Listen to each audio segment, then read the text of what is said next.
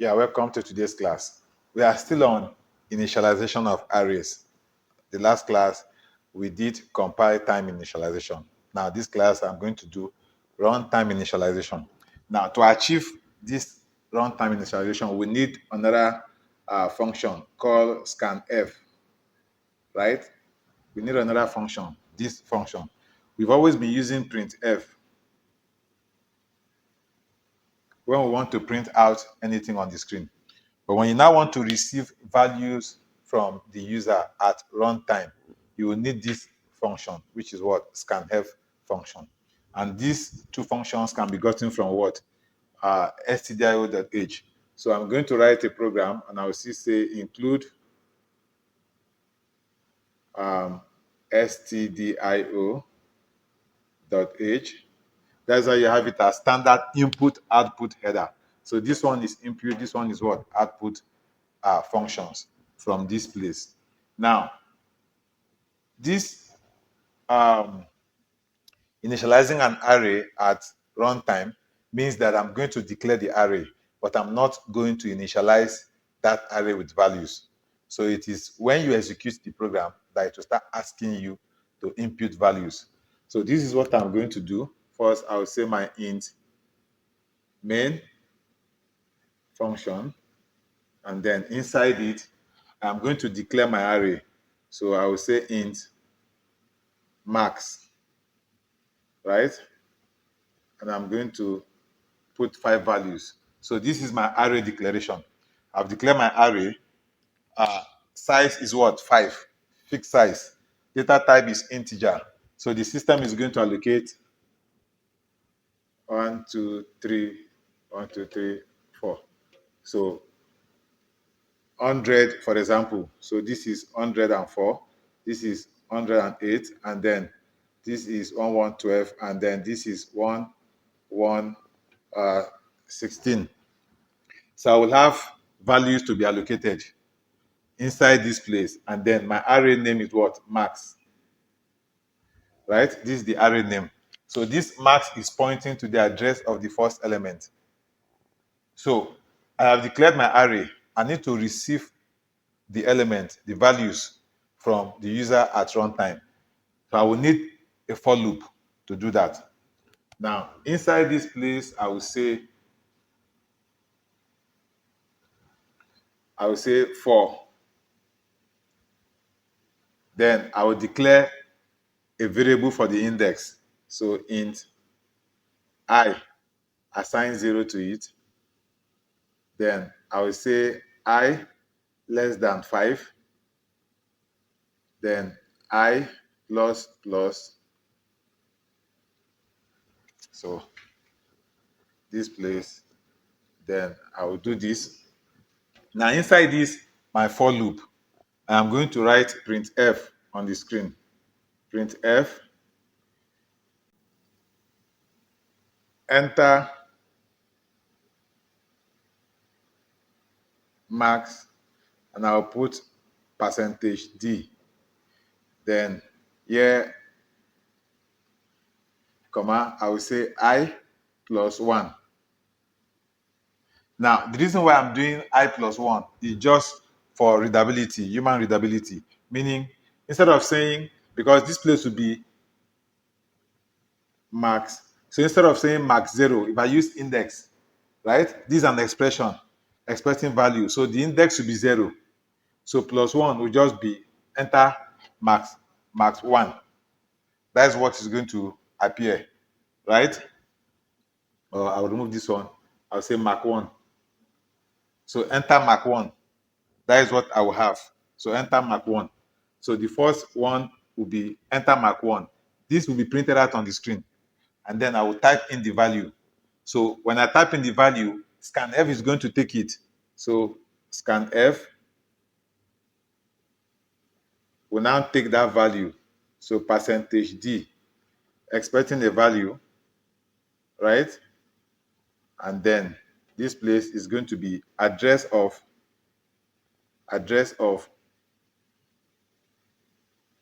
max I. So this is what is going to happen. Now to print out, enter mark 1 on the screen. Once I enter that mark, scanf will take that value and it will store it in the address of mark I. So mark I, which is what? 0. I is 0. It will store that value that I'm going to supply in this place. Then it will increment I to +1. It will come back to this place and increment I. Right? So I am going to close this my for loop here. I'm going to close my for loop. Now, if I want this value of the array to be printed out on the screen, so this is how I'm going to receive my values at runtime. So the first thing to do is to print out, print, enter mark. Because of this I +1, to be enter mark 1. And then I will supply a value. So I will supply 80 to it. Then scanf will take it and store it in this place. So it will store it here, 80. Then it will increment I to what? To 1. Then it will check 1 less than 5. That is true. It will come back here again. And it will show me enter mark. Then I will enter another mark, which is what? 85. Right? Then it will store it here. Then it will repeat the same thing again. Enter mark 90. It will store it here. Then enter mark again 95. It will store it here. Then enter mark again. I will enter 65 to store it here. Now it has stored the values inside the array, but you will not see it on the screen. If I now want it to display this value on the screen, I will have to create another for loop. So I can come here again and I will say, then once that is done and it has incremented this 1 to 5, 5 less than 5, that is no longer true. It will come out of this loop. When it comes out, I will say print f. Print f. Then I will supply these values to it. I will do /n. Then I will say value of max. Values of max. Then I will do /n again. So this one, this new line will now move me to another line. I have to print out values of mark. Then it will move me to another line. Then I will now have my for int I assign 0. Then I less than 5. I plus plus my for loop. Inside this place, I will now say print f. Right? Then I will say max percentage d percentage d /n. Then here I will have, for this one, I will have I. Then this one, max I. Then this.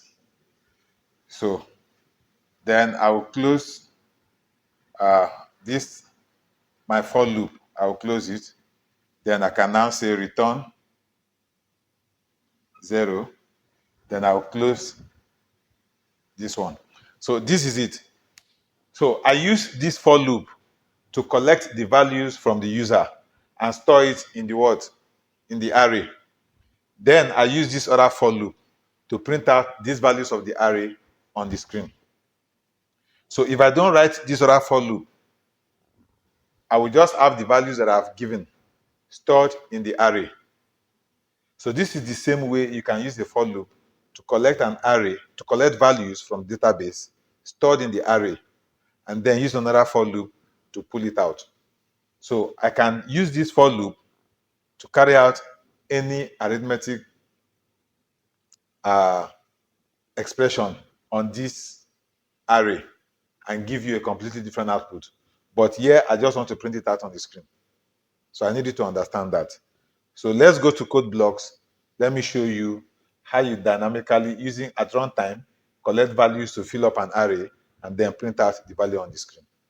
That is what I want to show you in this class. This is our code blocks, and then this is the program that are demonstrated on the board. So this is initializing an array at runtime.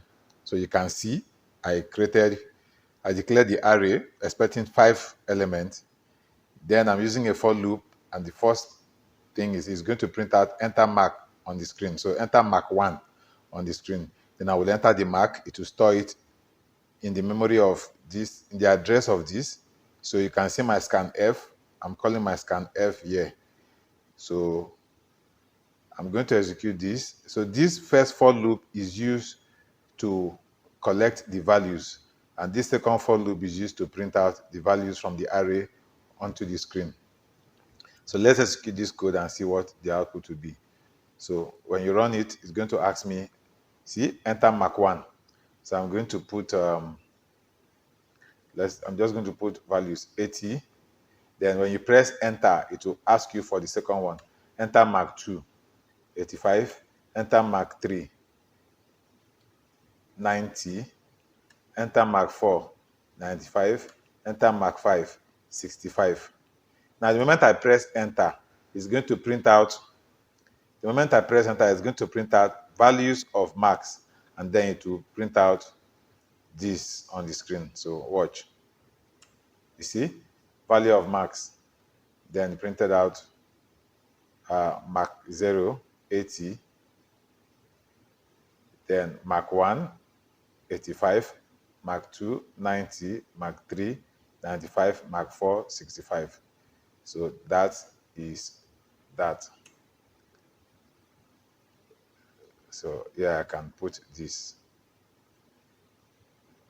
Leave it that. So that is it. So that is what I want to show you in this class. So you are initializing the array at runtime and then printing out the value on the screen.